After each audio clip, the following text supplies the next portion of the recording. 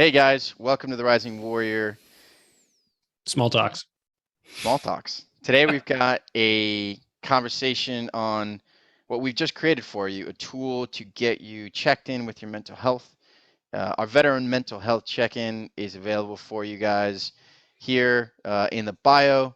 So go ahead and check it out if you're interested in checking in with yourself, knowing what's going on in your mind and what you need to do next to actually gain some clarity on how to improve your life and connect deeper with others and with yourself. Download and follow along. Download, follow along, and if you want to follow along on the actual episode, have a pen and paper ready as we're going to get in some really fun stuff.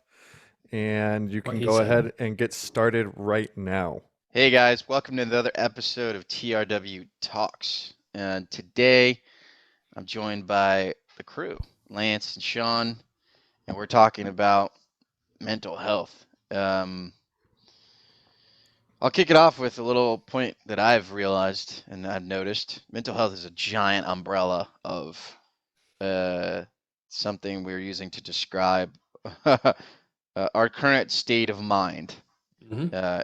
It has a lot of connections to how you feel about yourself, how you feel about the world, how you feel in your body, how you're connected to yourself, how you're connected to others. It's a giant umbrella term that can be useful in a way and also a little bit difficult to even start the journey to understanding yourself better. Um, and one of the things that we like to do before we go into any of mental health, anything, any kind of support at all, is we like to turn people back to their bodies and to turn people back to their breath. We're used to being up here in the chest, upregulated state of just breathing hard, shallow, and it keeps us from actually fully breathing into the moment so we can actually check in with what's going on. Yeah, the idea of mental health actually seems to handcuff us. And, because like you just said, like it's really not a mental problem. It's typically we have these and it's not, I won't even call them problems. Like we have these obstacles and this resistance because we are so much in our head and less in our bodies. And neither one of them is good or bad or right or wrong. It's just learning how can we better be with both, right? How can we better be in our bodies and how can we better be with the thoughts that are going on in our heads? Because the reality of it is like we're not going to turn the mental side off, right? The cognitive side. And something that many of you might have heard us talk about in the past is, we're actually talking about this shift away from mental health to like cognitive fitness, right? Because we're really good at the cognitive side of things, and there's a plethora of reasons for that. And like John had just mentioned, like the biggest thing that we're working on is being less in our head and more in our bodies, right? And so it's like learning, like, can we flip the switch and so on and so forth. And yeah, it's there's definitely stigma around it, right? Like that word, that phrase mental health has a charge to it. And like we've noticed in the first responder and veteran populations, like, as soon as you hear that phrase, like people tend to turn and run from it. And it's like the boogeyman, right? Nobody wants to talk about it. They're afraid they're going to lose their jobs or that people are going to look at them through a different light, which is a very sad and unfortunate reality. And we've heard this, straight up from people who have, responded to surveys and we've gotten to talk to in person. And, you know, on a lesser level, right? Like we hear this about depression. It's like, oh, you just need to normalize depression. And like, because as soon as someone says I'm depressed, like people get like, oh, I don't know what to do. Like I gotta be worried now. It's like, what do I do? What do I say? I gotta be careful, and not realizing like, oh, like these are all common, like these symptoms, right? Depression, anxiety, and some of these other things that people experience, like they're actually quite common, and it's okay that we experience them. And I think that's, one of the things that we could bring to light is that, like, yeah, we all experience this shit. And like just because you're feeling heavy, and this is another thing that we like to do is like, let's actually gain some accuracy here. So just like mental health carries a stigma, like so does the word depression and anxiety.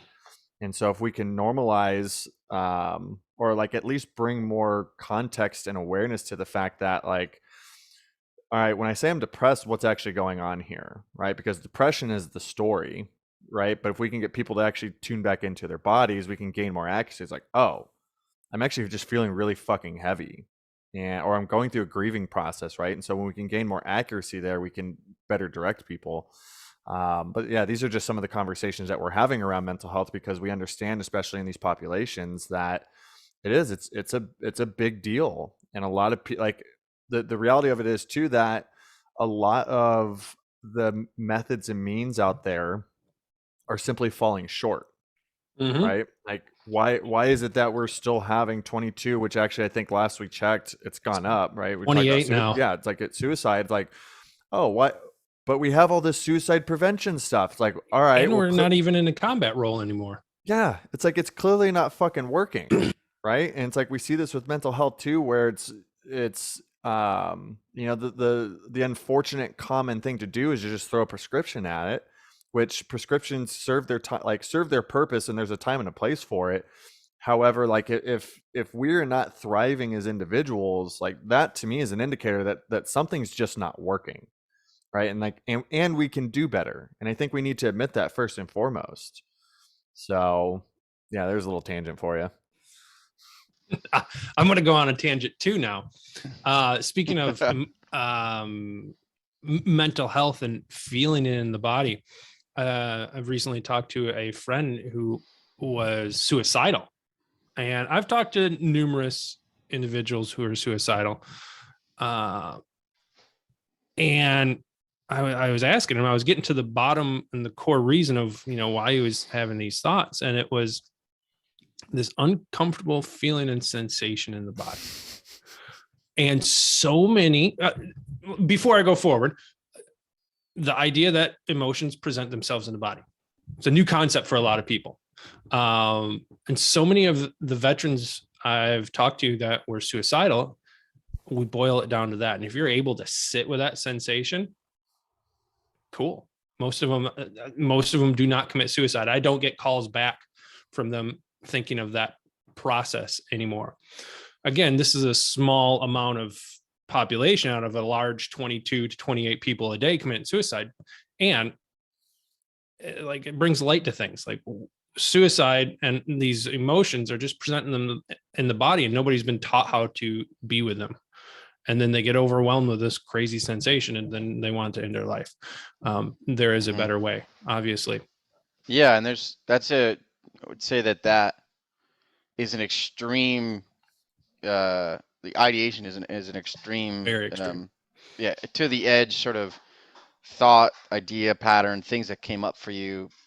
That if we peel back some layers and we go back to even something less extreme, like you want to hurt yourself, or you want to self-sabotage, you're kind of, you know, for this is a common one, boozing hard, overeating, like ruining relationships. Like these are all like Abusing symptoms fitness. of this stuff.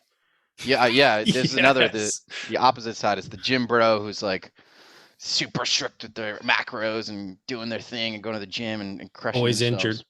Always injured.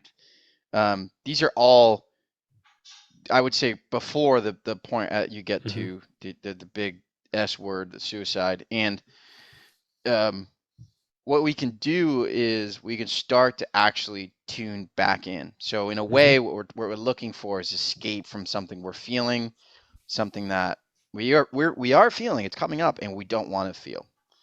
And the second thing is we actually don't know how to feel it in a way that's constructive. Like, I know the feeling is there. I don't know what to do about it. I don't know where to go about it. I don't know how to understand it. I have no idea how to even like frame this thing I'm calling depression, anxiety, whatever it is for you.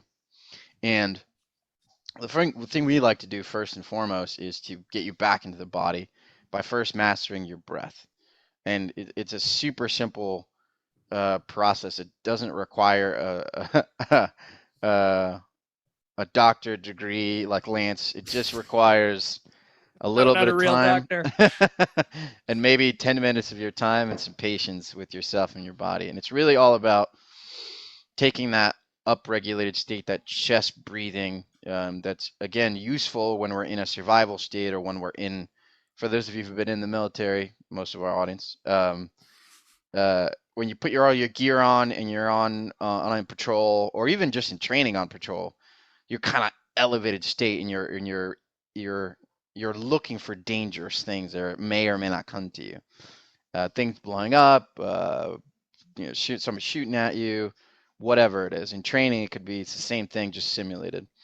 The physical experience is still the same thing, where you're like heightened awareness, your adrenaline is shooting up, you're in this super upregulated state. So the idea is, when we're gonna check into with ourselves and our minds and our bodies and our hearts, is to slow the breath down.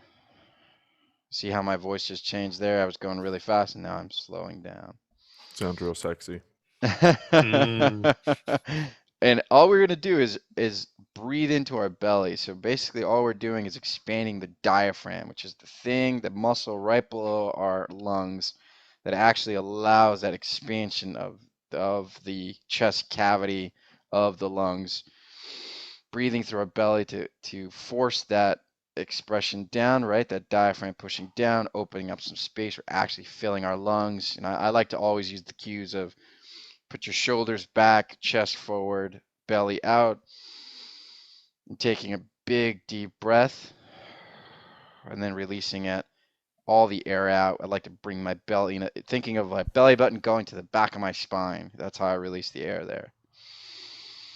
And we want to do a shorter inhale and a longer exhale. It's basically what that's doing physiologically is telling our body that it's actually safe. So the quick breath, that's lack of safety. Deep exhale is what actually down regulates your body. And so that's it. 4 seconds in, 6 seconds out. That's all that it is. If you bring that, it takes about 5 minutes to do that breath. Come back into your body, come back into a down-regulated state. See, and this is another thing, do it with your eyes closed. See what kind of sensations are coming up for you. See how it changes the way you're actually feeling throughout your body. Another good practice, just to scan it. Scan your body. Like you're breathing, you're doing that breath. Focus your attention on your ankle, then on your knee, then on your hip, then on your shoulders. Like see where the tensions are, and see if that breath is actually releasing the tension, allowing you to kind of Speaking of in. tension, if you have the upper shoulder and you carry all your tension in your shoulders, I would be willing to put a large sum of money down that you're probably a chest breather. Yeah. What else? What other kind of symptoms have you seen, Lance, in your work of people who are chest neck breathers? pain, back pain, low back pain, and I won't get into the anatomy and physiology about that, but yeah, if you're a chest breather, things aren't moving correctly and everything's tight, and yeah, hey, you come to see me. You pay off my student loans. Thank you very much.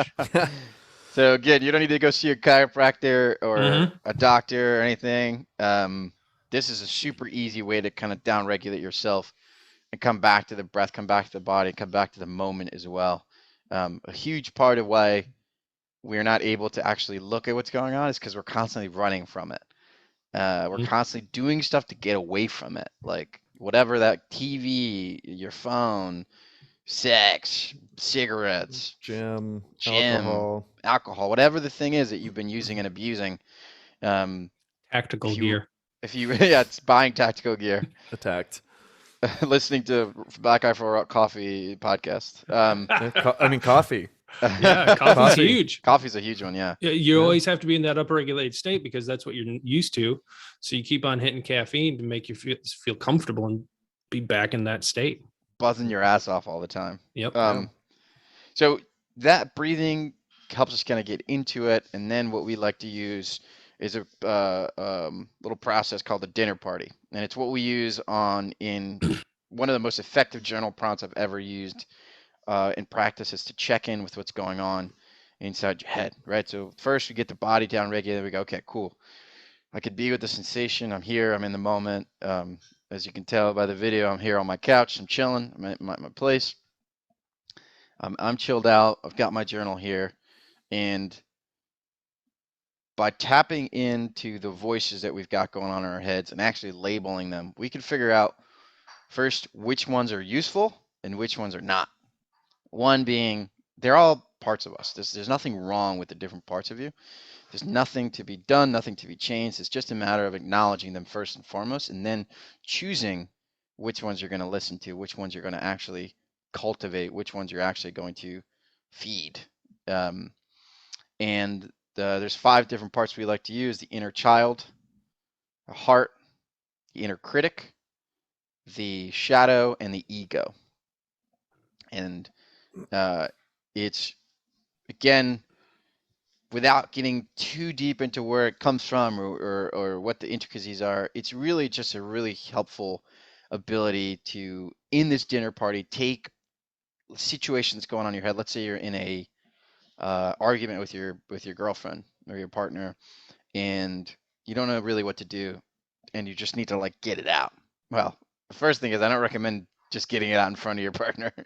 The second thing is, when you've downregulated and you're in a state where you can actually write about it, take a pen and paper, sit down, and just dump everything that's coming up for you, anything and everything that's coming up for you, and say, all the way from like, fuck this, I don't want to be here, to, man, I really love her, to, I'm not sure what to do next. The whole thing. Scope it out to see what's actually there. Because a lot of times what we're doing is we're running stories in our heads, and we don't even know what the fuck they mean, what's going on, if any of that's accurate. So before we even talk about the accuracy of stories and our beliefs, come back to just what's there.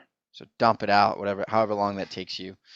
And then start divvying up what these pieces are. I'm a big fan. Not everybody does this. You can just use an underline, but I'm a big fan of like multicolored pencils and pens, and going back through it and being able to underline like, oh, here's the inner critic. Damn, here's the ego. So I'll start with the ego, and I'll let Sean and Lance chime in on the other ones as well. The first one, for me, the ego it's the great protector. It's the thing that you've built this shield around you called the ego to not allow other people to see you, to be protected from being hurt by others. And so your ego is constantly trying to like bolster you. It's trying to make you, it's comparing yourself to other people. It's saying, well, that guy sucks, I'm fucking the man. It's creating all these things to make you feel bigger, better than other people, and not in a heart-centered, genuine way, but rather in a way that actually separates you from people. So if you've noticed any kind of those attitudes or perspectives going on, that's your ego looking to shield you from harm. Sean, you got another one you want to share? Yeah. One other thing that I just want to add to the ego part is, for anyone that's followed any kind of like new age teachings, it can be very easy to fall into the trap of like, oh, the ego is the enemy. Like, just transcend the ego, kill the ego. And what would better serve us is to understand that the ego, like you were saying, it's a part of us. Like, our ego is actually the reason why we strive to be better. Without our ego, we would just baseline, and like there would be no drive to want to improve or to seek anything new out. And so while it does protect us and it shows up oftentimes in a way that's not healthy, it is also an important aspect of us. So I just wanted to touch upon that. And yeah, so I want to interrupt. The ego, again, is not bad. Ego, the way I look at it, is the analytical. Like, it is the way we are. It's how we analyze things. It's how we critical think on things. And if we didn't have that, we would just, we wouldn't have jets and stuff. So all the cool sciencey stuff. Yeah, we definitely wouldn't be on this conversation. Yes, exactly. So it's not a bad thing. It's just something that we need to be aware of. Yeah. Yeah. So one of the aspects that, another one that I love talking about is the shadow. And, the misconception with the shadow is like, that word inherently has a charge to it. It's like, oh, the shadow, it's the darkness, it's the bad things about us. And I love drawing awareness and shining light on the fact that the shadow oftentimes shows up as one of our greatest strengths, or what we believe is our greatest strengths. And to like put that into perspective, one of my shadow qualities was, I was afraid to admit that sometimes I wasn't strong enough to do what I needed to do. Right. And the shadow quality of that was me trying to hide that fact. And that showed up as like, oh, I can do this. I always got this. I'm always strong enough. When in reality, there were times when I was experiencing like, I can't do this or I need support. Right. And so like that shows up as a shadow quality. And so the shadow is simply the aspect or one of the aspects of us that we just tend to not shine light on, and we push away. And oftentimes there's a fear of judgment, what other people will think about us if they knew this about me. Mm-hmm. And it's like it's also very often um, performed subconsciously. So like it just shows up. And like we don't understand that like, oh, this thing is happening. Like we just show up and we deem this as one of the qualities of ourselves, and like we don't understand that this is actually another protector. And yeah, so shining light on the shadow and understanding again, like the ego, it's not a bad thing, right? And like I don't even like when people talk about like, oh, you need to face your demons. Like they're not demons, right? Like we've created them to be demons just as Yeah. much as the shadow aspects of us. Like we have created this monster. It's like, oh, I can't, I can't tell people about this part of me or show people this part of myself because like, what if they judge me? What if they leave me? What does that mean about me if this is what I like, right? And so there's often this negative connotation that's attached to the shadow. And again, like it's an aspect of ourselves. It's an aspect of our psyche. Like everyone experiences it, just like the ego and the other aspects that we talked about. And so when you're looking at that, and you're trying to identify it, like ask yourself, like, what's the thing that I'm experiencing that I'm not telling anybody else about? Or what's the thing that I'm experiencing that I'm even afraid to admit to Mm-hmm. myself? Right? Because like I said, like mine being like, you know what? There's times where I believe that I'm not strong enough. I'm not strong Mm-hmm. enough to make it or to work through this relationship or to support myself or whatever, right? Like that can be just as much of a shadow aspect, because if that shows up as like, well, I'm having a rough time and I'm just going to go ahead and keep the armor on and keep charging forward, like that doesn't serve me. And so we just like, again, the shadow just needs to be acknowledged. It needs to be brought to the light, right? As soon as we bring it to the light and we acknowledge it and like actually show it love and understand like, hey, thank you. And I don't need to like, we don't need Mm-hmm. to do this anymore. Right. And we can bring that to the light. So, Yeah, big um, big takeaway from the shadow is anything you're hiding or ashamed of showing to yep. others or yourself. Like if you're Yep. afraid to admit something to yourself, that's probably something that's sitting in your shadow and you're not allowing it to come to light. And once it comes to light, you go like, oh, Yeah. wait a minute. I didn't It- have to actually linger on that. the one thing I find funny, I was talking to my wife about this, is so many people have a shadow. Everybody, let's just be honest, everybody has something that they're afraid of. And we're so afraid to bring it forward and talk about it because we're afraid everybody's going to criticize. And the person that's going to criticize is the one that's denying the fact that they have that thing too. Most people, when you bring this forward, they're like, dude, what have you been worried about? Like, yeah, I deal with that on a daily basis or stuff. It's just so silly how everybody has this stuff that we're afraid to admit to, Hmm. and nobody just brings it forward. But everybody's dealing with the same damn thing. We're all fucking human. Last time I checked. Yeah, great point. To segue into the inner critic, Mm. which is the next one. And, um, you just mentioned criticizing others. Usually when you're criticizing somebody else, you're likely criticizing an aspect of yourself. Yeah. Just think of other T- people as mirrors. Take the likely out. You are criticizing an aspect You're of yourself. criticizing parts of yourself. And so the inner critic is basically the person or the part of you that um, is always telling you you're wrong. It's always telling you what you can't do. It's always telling you like what you should be doing but aren't doing. Should, that's a big one. If Yep. you hear Never yourself good saying I enough. should do this, should do that, there's an inner critic there poking holes into your plan, poking fun at you, not letting you actually be in your fullest and greatest. And it's not that useful. However, when you can see it, like we talked about earlier with the dinner party in the actual journaling, you see the inner critic coming up. There's two things you can look at here. Inner critic is pointing you towards your shadow because you're already kind of criticizing yourself, and it's pointing you towards your ego. So you're going to find that it's hiding the shadow and it's actually going to create more ego. Yeah. Bolstering So the ego. you're gonna say I'm a piece of shit, so then you're gonna go out there and you're gonna fucking get jacked, or you're gonna get more money or get more girls. So that's the ego. And now that's doing is hiding another shadow stuff that you're afraid you're not strong enough, like Sean said, or you're not afraid, or you're too afraid that you're not good enough, or that you won't succeed, or that more people won't love you. So you see how all these voices start to interplay. The inner critic is it's a great tool to find out, oh shit, right, there's something else here that's going on. Yeah. Vicious cycle. It's Yeah. the hype man of the ego, and yeah, like you said, it hides the shadow. I love, like, you helped me even just like connect deeper the connection, right? hmm Like between the inner critic, because every time I think of the inner critic, I'm like, oh yeah, it sounds like the ego. Oh, that sounds like some shadow aspects. It's like, oh yeah, it's just like the fucking hype man. It's like, yeah, you're not fucking good enough. You can You fucking do fucking better. suck. You fucking suck. And then the Yeah. ego's like, yeah, I'm gonna go do more. You're like, fuck. Yeah. And notice this the inner critic is the great again, these are all aspects of you. This part of you um the starter of the shit, the creator of the shame. The inner critic is the shoulds and the you suck and the whatevers.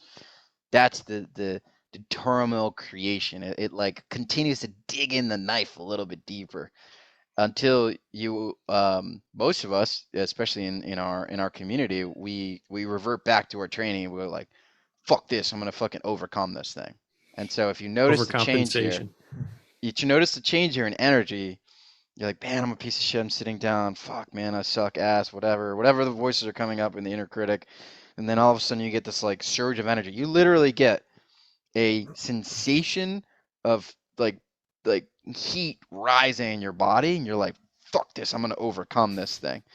And it's useful in some cases, and in many cases, you're just creating more tension, more disembodiment, more dysregulation in the body. You can literally, like as I'm saying it, I'm like, oh, I suck, and then you're over regulating your body. So remember, as you're doing this thing, the breath, come back to it, come back to the deeper parts of it, and actually down regulate, so you can calmly look at these things. Um, and so the next thing I would say here, let's see.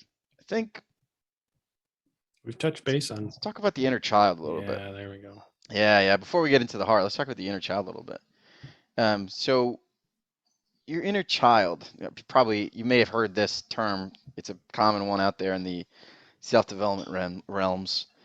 For those of you who haven't been in those realms, um, it is a really fun part of you. It's the part of you that wants to play. It's the part of you that wants to be seen. It's the part of you that is your access to creativity and play. Imagine literally you're like a 5-year-old. You're hanging out with your 5-year-old self. Your 5-year-old self doesn't give a shit about what's going on in the world, what's going on, all the negativity. It's the kids will play on fucking rocks, waiting.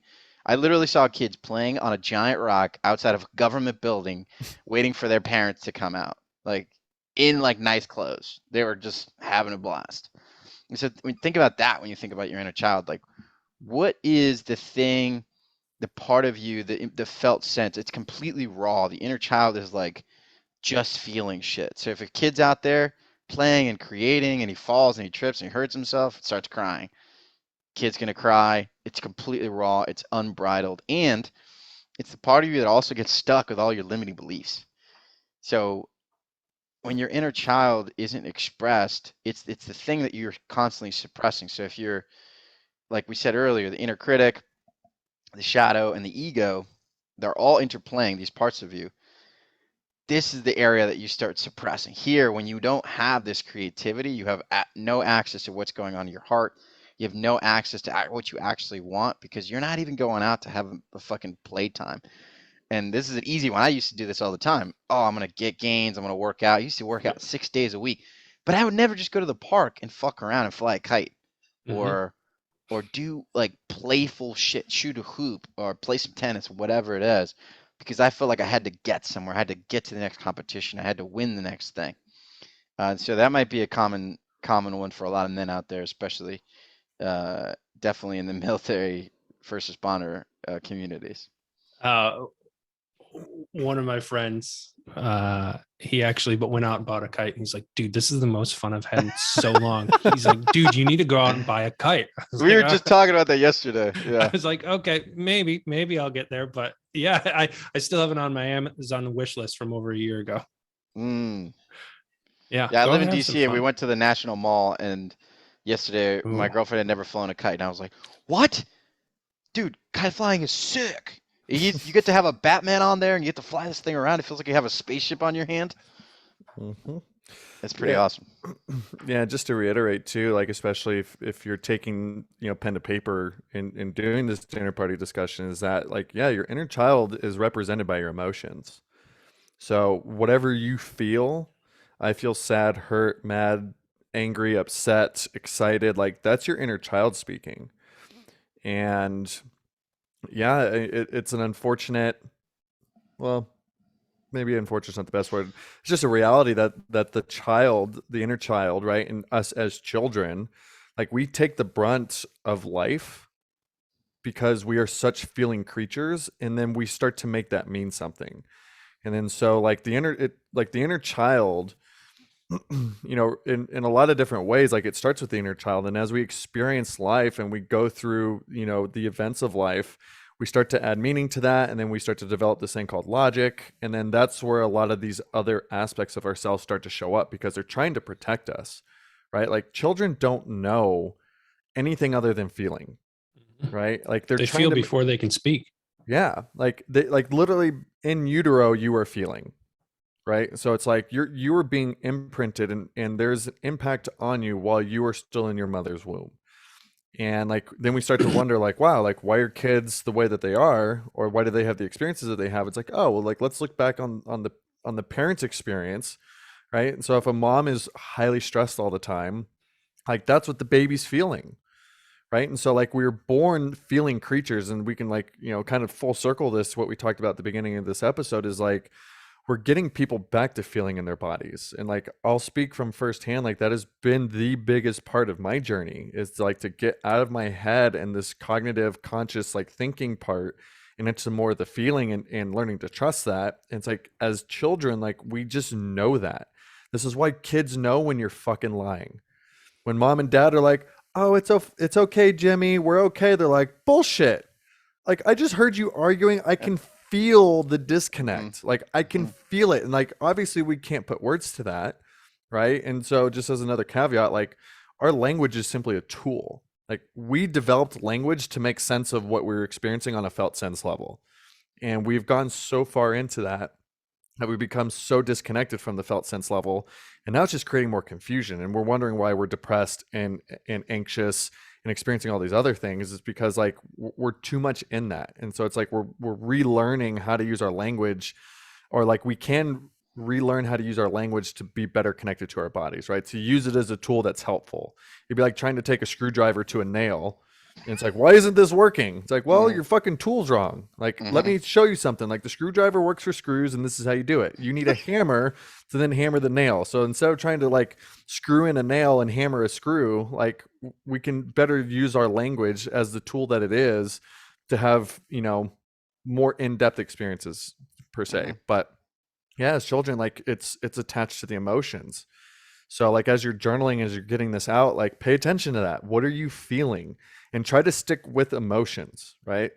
If you use like, we won't go too far into it, but if you ever say like I feel like, and then there's something after that that's not an emotion, like happiness, sadness, anger, frustration, whatever, that's a story. Like try to stick more with the feelings. And like when you do that, like you're now connected to your inner child. And what you can do is you can ask yourself like, man, what would I do if a 4-year-old was sad? Right? Like you're not going to try to explain the universe to a 4-year-old and be like, it's okay. Like Jimmy didn't mean that. He's just being a dick. It's like, no, like you're going to go over, most likely you're going to give him a hug, right? Hey, buddy. Or you can have, it could be one of those experiences that I'm sure a lot of us have had with our parents, where it's like, suck it up, toughen up, like you shouldn't be crying, right? Like, and we start to connect dots of like, oh, this is why people are the way that they are. It's because like, what the fuck?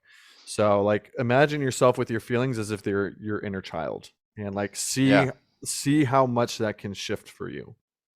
So yeah, I love that description of you're crying, and if you experience the what the fuck from your parents, um, just think of this as an opportunity for you to reparent yourself at the most basic level. And you go, you know what? I'm just gonna let this feel this emotion, whatever's here, whatever this inner child is telling me, whatever's coming up for me. That's Yeah. like the baseline of what allows us to just be with it. And so we talked earlier about suicide and depression and all these other things. Again, these are like symptoms of you are like going deeper and deeper into the other end of it, which is like disconnection, disassociation, lack of connection to yourself and others. This is again looking at the feeling of the inner child. Just be with it. Just allow yourself to be sad, whatever's coming up for you. And it's great in the dinner party discussion because it's just a journal entry. And when you Mhm. reread it to yourself, you go, oh shit, damn, yeah, I am upset. I am angry, or whatever it is. And just be what it is. You don't have to do anything about it. Yeah. So our last, I was gonna say yeah, for more clarity on something that we can all do is like when you're experiencing those emotions, right? First recognize like, okay, I'm feeling this. This is linked to my inner child. And then what you can do to take it a step further, and this might be the most powerful part of it, is like if I was that 4-year-old who was experiencing sadness, like ask yourself, like, what would I have needed from mom or dad in that moment? Instead of dad saying to suck it up, you little shit, right? It's like, what would I have needed as little 4-year-old Sean, mhm. right? Ask yourself that question and then do that thing to yourself. Yeah, that's perfect. Perfect lead in into the heart. So what would you actually desire? What do you actually want? The inner child again has this connection to play, to creativity, to like it's just the rawness of what you are. And then there's like the actual desire, the truest part of yourself that's actually looking for something. And we can look at it at the micro level of like, man, what do I really want in this moment right now? You know what? I just want to fuck off and take a bath and not do things. Great. Follow your heart. Awesome. And in the macro sense of our desires, like, a lot of vets out there have challenge with meaningful work or finding their purpose. Something that people say all the time after get out of the military. I know I did. Um, and one of the things we can do when it comes to our heart is we can start actually looking at what we actually desire. Like, have you ever really said what you really desired, what you love, what you really want? I personally had no ability to distinguish between a need and a want and a desire. I had no fucking idea how to relabel those things. And the heart isn't looking, this part of you isn't looking at the past, it doesn't give a shit about anything. It's looking towards the future, towards what you actually desire. It's like a north facing compass that's just pointing towards the direction of what you really want. And the way this shows up in our lives is all the things you have been. This is another great way to do to look at the polarity here. Look at the negative side, like all the things you've been denying yourself from for whatever reasons, whether it's social reasons, personal reasons, like you think that what you really want isn't possible. That's a big one. You think that what you really want would alienate you from others. You think that what you really want would not get you enough money. Whatever the fucking stories are about the things that you don't want, use that in your journal entry to pinpoint what the heart actually wants. And in that way, you can come back and say, well, if that's not what I want, again, negation acknowledge, if that's not what I want, then what do you want? And this can be in the form of, I remember thinking, I was trying to tap into my heart a couple of years ago, and I said, well, I don't want a corporate job.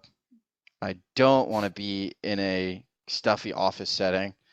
I don't want to be uh, disconnected or connected to people that I find boring or not particularly exciting or interesting people.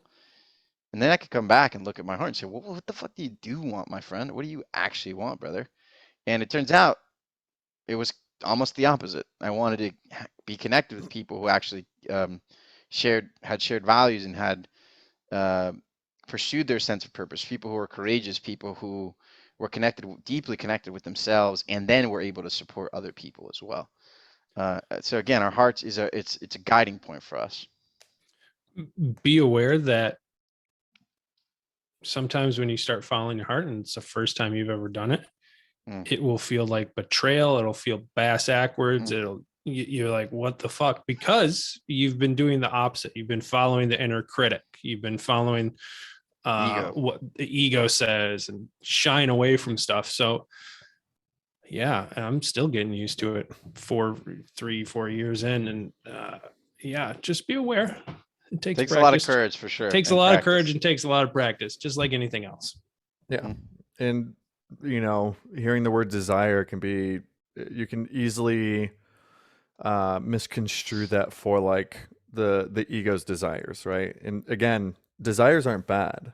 Like in and of themselves, desires aren't bad. But when you follow your heart's desires, it is going to be, there's a different flavor, right? The ego's desire is like, I want to be better.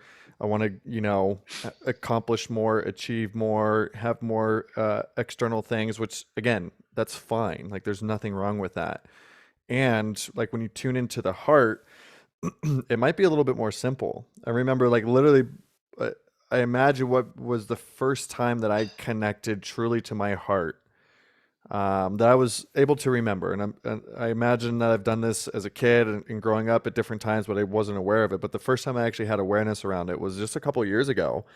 And it was right after, it was May of 2020. So the pandemic was already in full swing. And I owned a CrossFit gym at the time. We obviously got shut down, like couldn't operate.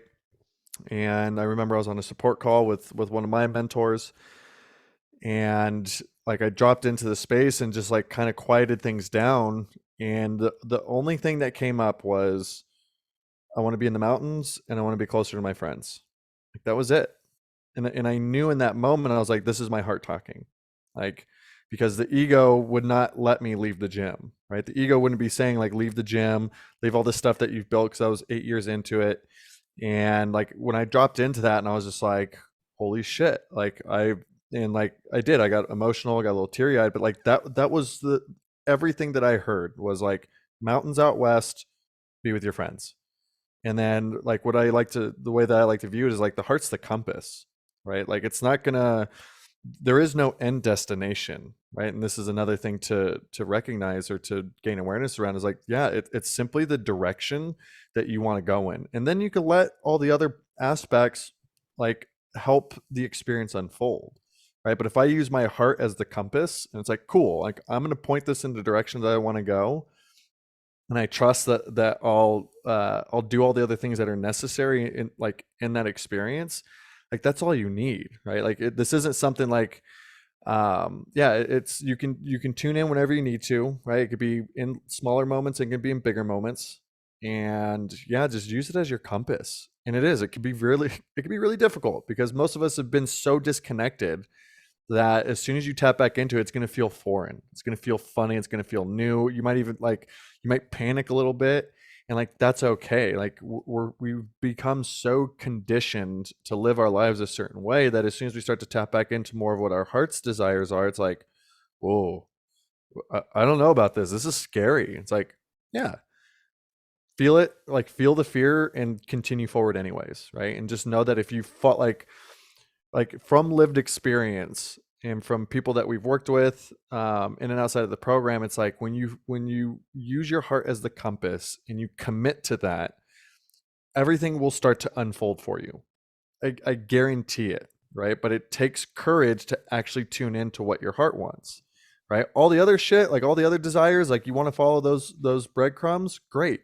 If they start to fall apart, chances are you were not as connected to that desire as you thought. And that can help us when we try to follow that, and things like we start meeting resistance. It's like, oh, well, check in. Like, is this actually what you really want? Or is this what you want because this is what society tells you that you should want? Or that what your parents tell you that you should want? Right? So again, like the desires aren't bad. Like I want a fucking Jeep truck.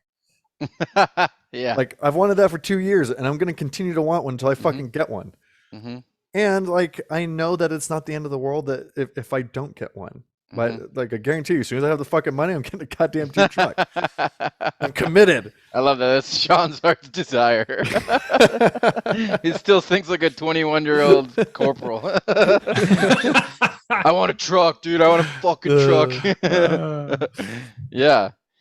So thank you guys for joining us today. Today we chatted about our breath. We talked a little bit about how to actually get to know what's going on in your mind. And again, we created for you guys what we're calling the Veteran Mental Health Check-In. Link is going to be in the bio, on our Instagram, wherever you find our stuff. And yeah, we helped you actually do this in real time. What does it look like for you to write it out for yourself? Give you a little prompt, little exercises, again, like the breath work we talked about, and like the actual